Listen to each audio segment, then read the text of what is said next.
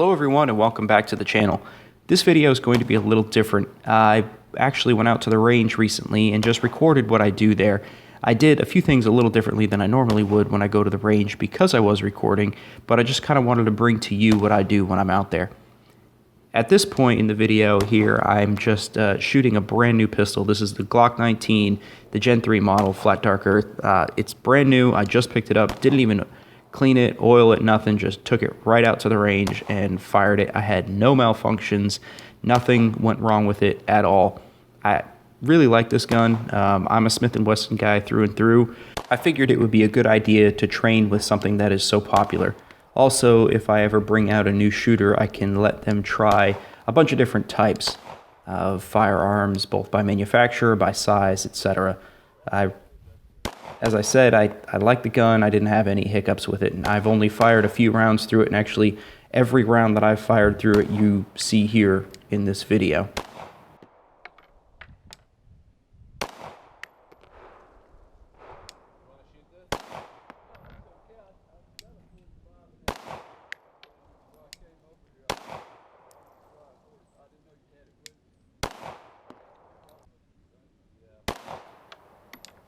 I had an opportunity to do some double taps, also go for some accuracy.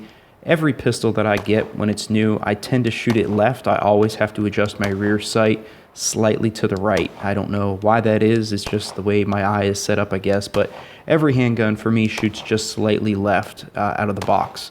I did not adjust any of the sights on this today. It actually was the most accurate out of the box firearm I personally have ever shot. Also with me on the bench, I had the High Point pistol. This is the C9 model. I took it out. It's almost interesting that I bring out a Glock, 19, which is not a cheap gun, and then I bring out the High Point to shoot with it, which is probably one of the cheapest 9mm pistols on the market. I'm demonstrating here that there's no slide release on the pistol once you go to slide lock on an empty magazine. So you actually have to do the slingshot method.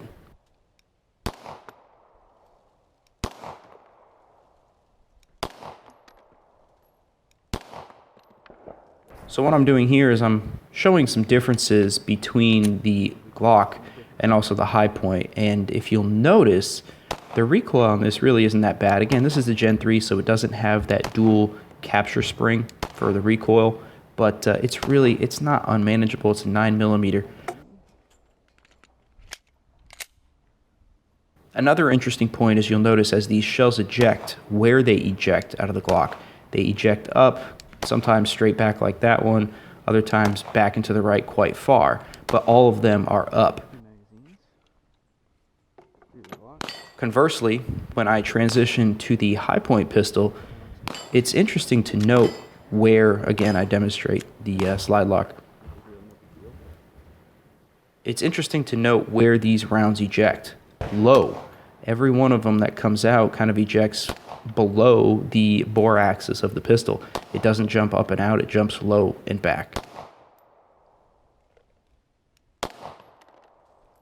Alright, so here I'm going to demonstrate some accuracy. Again, this Glock 19, every round that I've fired through it, you've seen here on film. I put a little dot up above those hands on the cardboard target, and I put one below. The one at the top I'm going to shoot with the Glock 19, the one at the bottom I'm going to shoot with the High Point. During this test, the sight picture was the same for every single shot. I put the 3 dots directly underneath the black dot for the High Point, and then of course Glock with their interesting sight system, I put everything right underneath the dot, and after this shot here with the High Point, you'll see how it did. The Glock grouped very well. I had 2 flyers, if you will, but the 3 shots were very close to the black dot. The High Point, however, did not group so well. I have 1 shot very low left on the target, while the others seem to be off to the right. With the Glock here, demonstrating some one-hand shooting, both strong hand, and then transitioning to the weak hand.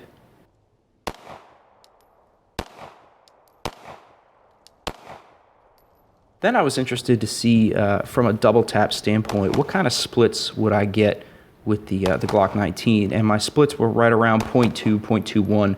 I did get down to 0.18 on the last double tap here, but I wasn't able to stay on the cardboard target at 15 yards.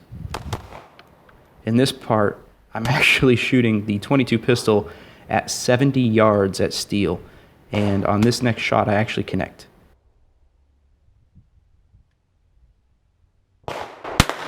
There it was, I connected on that shot. I also actually connect on the last shot. There's about a 10-inch steel plate, a gong if you will, out at 70 yards. I've never shot any handgun beyond 25 yards before, so this was my first attempt at doing that.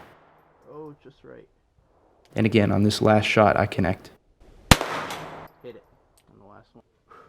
Also at the range, I had an opportunity to go out and shoot the shotgun. Now, this is my 3-gun shotgun that I did my video on where I modified the loading port. I very rarely shoot the shotgun outside of competition. And so because of that, I wanted to make sure that I trained with it. And even though there isn't a lot of clay pigeons in 3-gun competition, I wanted to make sure that I could hit what the heck I was aiming at. I also show you here my interesting and unique shotgun shell holder. My sophisticated shell holder here. It's just a hoodie. My sweatshirt. Actually, that would be a great idea for people who shoot all the time.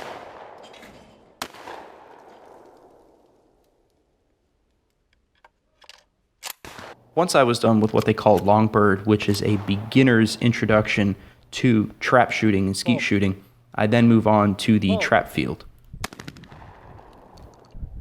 It's worth mentioning this is only the 3rd time in my life that I've actually shot trap, and this is the first time I've ever shot trap with this shotgun. Every previous model that I'd shot with was a pump action. I actually shot with a Mossberg 500 and then a Remington 870. I was never incredibly good at it, and I know you can't see because of the way this video is, but I hit probably 50% of the birds, maybe just under 50% of the birds. My first time out here. My best run, I actually did 20 out of 25. I hit 4 out of 5 at the first stand, went 5 for 5 at the second, 3 out of 5 in the middle, and then 4 out of 5 in the last 2. What's interesting to note in this video too is how far this Mossberg 930 throws the empty holes. I actually ended up shelling the neighbor there a couple times.